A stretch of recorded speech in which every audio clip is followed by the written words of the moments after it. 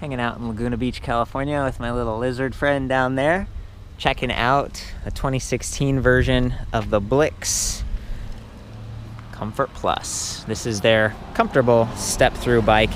Pretty neat that it comes in a couple of different sizes. I'm riding the larger size, which has 700 by 40C tires. So 40C, I think it's like 1.75 diameter.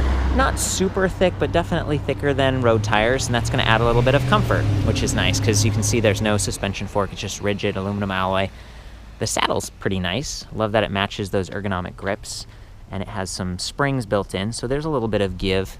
But otherwise, it's just a pretty classic bicycle frame. So coming back to the two sizes, this one's about 18 inches on that seat tube, and then they call the other one 16.5. It's close to 17. I measured them both, and then it's 19-inch standover on this one versus 18 on that. So you're not getting a whole lot of difference, but the smaller wheels might bring the whole bike down just slightly, make it a little bit easier to balance, and maybe brings the reach in a little bit. So for me at least, someone who's 5'9", this definitely feels like the way to go. I love that it comes with these beautiful matching fenders, and I thought they were metal at first, but they're actually plastic, which is, I think they tend to work a little bit better than aluminum or steel that can kind of get bent around and probably add a little bit of weight. It's not a super heavy bike. It's about 53 pounds. Not much more heavy than the Vika Plus, which is their folding bike. That one's 51 pounds. So for a couple extra pounds to have a rigid frame, it's going to be a little bit stiffer, maybe a little bit easier to stand over and just feel more like a bicycle with the smoother rolling tires, a little bit of more rolling momentum, span the cracks a bit easier. So again, here's the rear tire. It's got the mud flap, integrated lights by Spinninga. We've got the Lineo back here. Very nice. And then up front, you think, oh, where is it? It's down here on the fork, kendo. I love that. It actually points where you're steering, which is nice too. There's no quick release on either of the wheels. That's something I noticed about both of the bikes I've been looking at today. But maybe it's a little bit more theft resistant in the city, just having bolts. We've got Tektro linear pull brakes, kind of like V-brake style. Great levers here with rubber coating on the front edge for comfort, and then they have integrated motor inhibitors. So when you activate those, they're going to cut power to the motor no matter what, even if you're still pedaling and using pedal assist. Love that it's got a 12 magnet cadence sensor.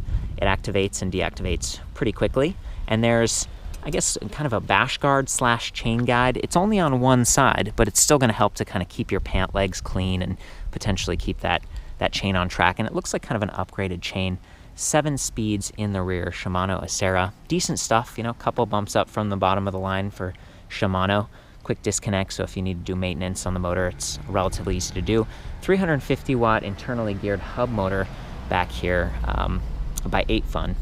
Pretty powerful, very zippy. You do hear it a little bit, but being geared, it's a little bit smaller and lighter weight than gearless. So it's kind of compact, and I like that. And then they've got these nice 13 gauge spokes, so oversized, a little bit sturdier, and reflective sidewalls on the tires. I love that because it just increases your visual footprint.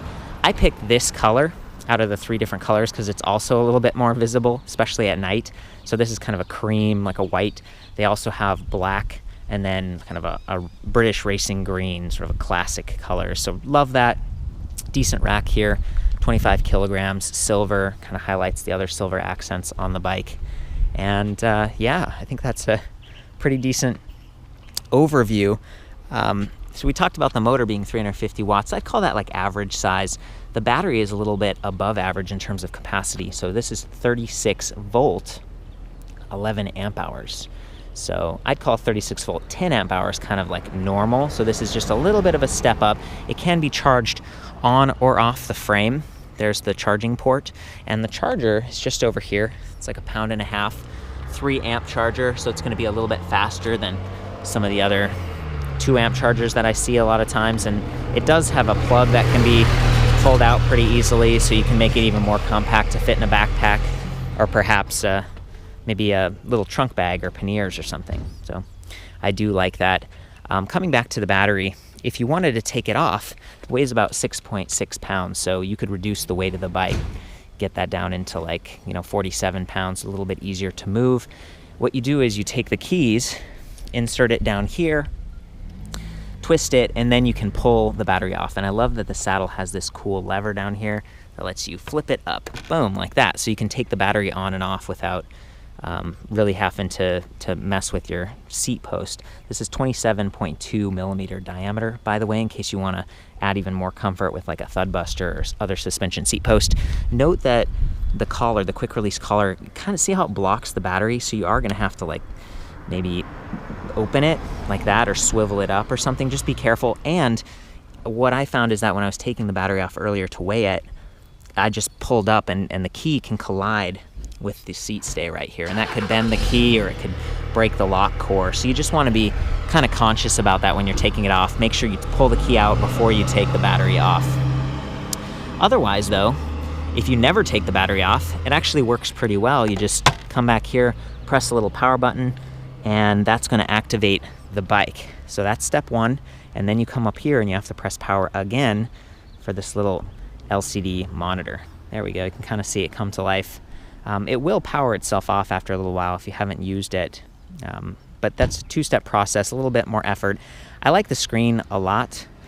You know, it's pretty compact and fairly reachable here. You know, if you had your hand on the grip, you can kind of stretch and arrow up between 4 levels of assist, and then it loops, so back down to 0. And 0 is cool because it's just like basically a throttle mode. This bike has pedal assist and throttle, which I love, and you can override pedal assist with full power on throttle. So if you're trying to conserve battery, or you're just riding slow in pedal assist level 1, but then you need to dash across the street or catch up to someone or climb a hill briefly, you don't have to mess with different levels of assist. You can just zip right up and go. And it doesn't have to be rolling at all. You can just, right now I could hit that and the bike would go. So I'm trying to be a little bit extra careful so I don't accidentally do that. The other readouts here are 5 little ticks for battery level. And what I've noticed is that it sort of drops depending on how you're riding. So if we're climbing a hill, it's going to drop and it's going to say, basically, if you keep riding like this, you really don't have as much battery as you think. And then once you get back on flats, it comes back up. I've seen this before with like just voltage meters on other electric bikes, so I'm not sure if that's really a fancy feature or if it's just like a voltage meter, but they gave me a heads up. They're like, yeah, you know, it helps you dynamically tell how much range you have. And okay, I guess. If we press the power button up here again, it goes from speed, miles per hour, to average speed, max speed, odometer, trip meter, trip time. So you've really got a lot of readouts here, and they're pretty easy to access. And then there's those 4 levels of assist. I like that level 1's actually pretty smooth and quiet and slow. I was topping out around 8 miles per hour using that. And it's quieter. It's sometimes you get into level 1 on bikes and it's like too much power, too much zip. You know, this one, it's still a little bit zippy starting, but it's just nice to have some variation between those different levels, especially because there are just 4. Some other bikes have like 6 or even more. If you want to make adjustments with the display panel, like changing from miles per hour to kilometers per hour, you can hold the plus or the up and down buttons simultaneously and it'll enter the settings. This is backlit, and if you want to activate those lights we were talking about, you hold the up arrow. And so now if we were in the dark, you would see this is backlit. Both of the lights switch on. But sometimes at night, you're like, gosh, the display panel is distracting. I don't want it to be so bright. You can actually adjust the brightness settings from within the display panel. So that's really cool. Back to those settings, the plus and minus thing I was talking about. So I'm gonna turn the lights off just to save some battery. But again, I love that they're wired in. You know, the wires across the frame aren't all completely integrated, but some of them are, and I really like these little wraps that they've got. It just cleans it up, looks really nice. And the bars swept back. It's a comfortable ride. It's a little bit more upright, kind of just classic. Great for cruising around the neighborhood. So with that said, I think I'm gonna hop on and do a little test ride. Okay, I'm gonna start out in pedal assist level 1 because I was talking about how nice and smooth it is. And you can just watch and listen to that cadence sensor.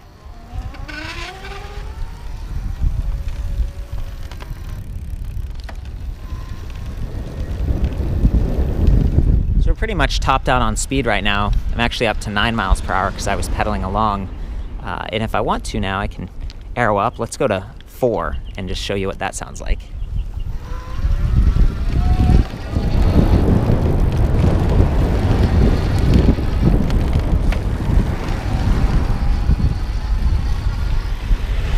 Just really comfortable, like upright seating position on this thing.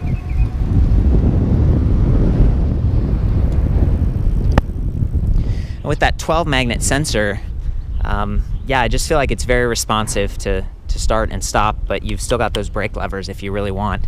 So here's a hill. It's not super steep. I actually came up one of these really steep roads. But yeah, I'm just gonna come to a really slow moment and throttle it. You hear it working.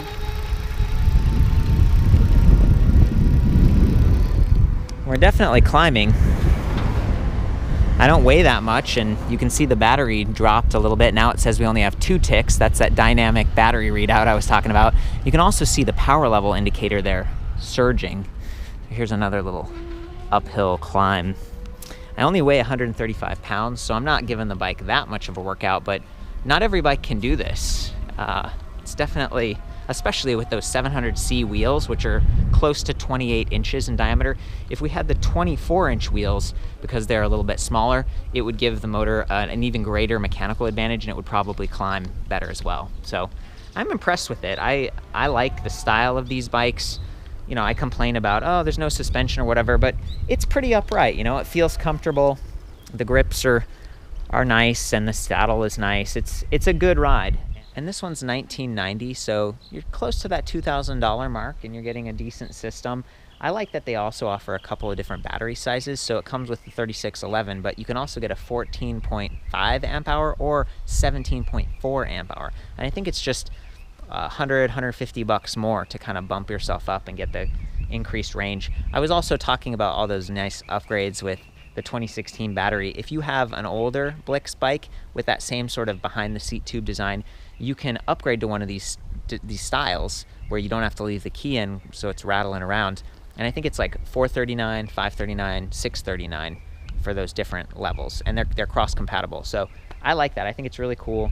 They've done a great job just refining this thing, and maybe in the future we'll see quick release or some other refinements with the battery, but I think for the most part they've done a good job, and it's a good looking, nice riding bike. So for the full write up on this and some other Blix reviews, and maybe you want to leave your feedback. If you've got one of these, you got the 2015 model, how's it worked for you? Do you like it?